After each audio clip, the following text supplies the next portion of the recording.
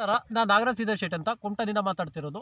ವಿಷಯ ಏನಂದರೆ, ಈಗಾಗಲೇ ನಾವು ಗೋಕರ್ಣ ಭಾಗದಲ್ಲಿ ಮಹಾಬಲೇಶ್ವರ ಒಂದು ಶಿವರಾತ್ರಿ ದಿನ ಏನು ಗಲಾಟೆ ನಡೆದಿದೆ. ಅದು ಏನಾಗ್ತದೆ ಕೇಳಿದ್ರೆ, ಇಲ್ಲಿ ಸರ್ಕಾರ ಭದ್ರತೆ ವಿಷಯದಲ್ಲಿ ಸಂಪೂರ್ಣವಾಗಿ ಇದಾಗಿದೆ, ಹದಗೆಟ್ಟೋಗಿದೆ. ಭದ್ರತೆ ವಿಷಯದಲ್ಲಿ ಹದಗೆಟ್ಟೋಗಿದೆ ಮತ್ತು ಸಂಪೂರ್ಣ ವಿಫಲವಾಗಿದೆ ಸರ್ಕಾರ. ಯಾಕಂದರೆ ಪೊಲೀಸರು ಭದ್ರತಾ ವ್ಯವಸ್ಥೆಯನ್ನು ಕಲ್ಪಿಸುವಂಥವರೇ ಅವರವರೇ ಗಲಾಟೆ ಮಾಡ್ಕೊಂಡಿದ್ದಾರೆ. ಮತ್ತು ಸಾಮಾನ್ಯ ಜನರಿಗೆ ಯಾವ ರೀತಿಯಾದಂಥ ಒಂದು ಭದ್ರತೆಯನ್ನು ಕೊಡ್ತಾರೆ ಅನ್ನೋದೇ ಒಂದು ಯಕ್ಷ ಪ್ರಶ್ನೆ. ಮತ್ತೇನೆಂದರೆ, ಇಲ್ಲಿ ಏನಂದರೆ ಬೇರೆ ಈಗ ಏನಾಗ್ತದೆ ಕೇಳಿದ್ರೆ, ಅಲ್ಲಿ ಸಿಬ್ಬಂದಿ ವರ್ಗವನ್ನು ನೋಡಬೇಕು ಮತ್ತು ಸರ್ಕಾರದವರು ಇದ್ರ ಬಗ್ಗೆ ಗಂಭೀರವಾದ ಚಿಂತನೆಯನ್ನು ಮಾಡಬೇಕು. ಯಾಕಂದರೆ ಮಂಕಾಳ ವೈದ್ಯವರು ಇದ್ರ ಬಗ್ಗೆ ಯಾವುದೇ ರೀತಿಯಾದಂಥ ಚಿಂತನೆಯನ್ನು ಮಾಡ್ತಾನೆ ಇಲ್ಲ. ಯಾಕಂದರೆ ಅಲ್ಲಿ ಯಾರು ತಪ್ಪಿದ್ದಾರೆ, ಏನು ಕತೆ ಅನ್ನೋದನ್ನು ಕುಲಂಕುಷವಾಗಿ ಇದು ಮಾಡ್ಬೇಕು. ಯಾಕಂದ್ರೆ ನಾವು ಕಳೆದ ಬಾರಿ ನಾವು ಸ್ಟೇಟ್ಮೆಂಟೇ ಕೊಟ್ಟಿದ್ದೀವಿ, ಅಲ್ಲಿ ಜಾತಿ ಜಗಳಗಳು ಭಾಳಷ್ಟು ನಡೀತಾನೆ ಇದ್ದಾವೆ. ಮತ್ತು ಅದು ಟ್ರಸ್ಟ್ನವರು ಯಾವುದೇ ರೀತಿಯಾದಂಥ ತಲೆ ಹಾಳು ಮಾಡ್ಕೊಳ್ತಾ ಇಲ್ಲ, ಹೇಳಿಕೆಯನ್ನು ಕೊಡ್ತಾ ಇಲ್ಲ. ಒಳಗಿಂದೊಳಗೆ ಏನೋ ಇದು ಮುಚ್ಚಾಕುವಂಥ ಕೆಲಸವನ್ನು ಮಾಡ್ತಾ ಇದ್ದಾರೆ. ಅದ್ರ ಬಗ್ಗೆ ನಾವು ಗಂಭೀರವಾಗಿ ಒಂದು ಆಕ್ಷೇಪವನ್ನು ವ್ಯಕ್ತಪಡಿಸ್ತಿದ್ದೀವಿ.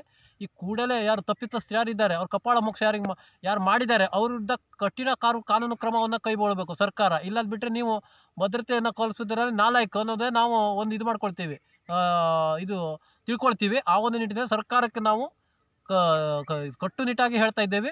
ಅದು ಕಪಾಳ ಮೋಕ್ಷವನ್ನು ಯಾರು ಮಾಡಿದ್ದಾರೆ, ಏನು ಹೊಡೆದಿದ್ದಾರೆ ಆ ಪೊಲೀಸ್ ಸಿಬ್ಬಂದಿ ವರ್ಗಕ್ಕೆ ಕೂಡಲೇ ಅಮಾನತುಗೊಳಿಸಬೇಕು. ಇಲ್ಲಾದ ಬಿಟ್ಟರೆ ನಾವು ಉಗ್ರ ಹೋರಾಟ ಅಂದರೆ ನಿಮ್ಗೆ ಚೀಮಾರಿ ಆಗ್ತೀವಿ ಮತ್ತು ಸರ್ಕಾರಕ್ಕೆ.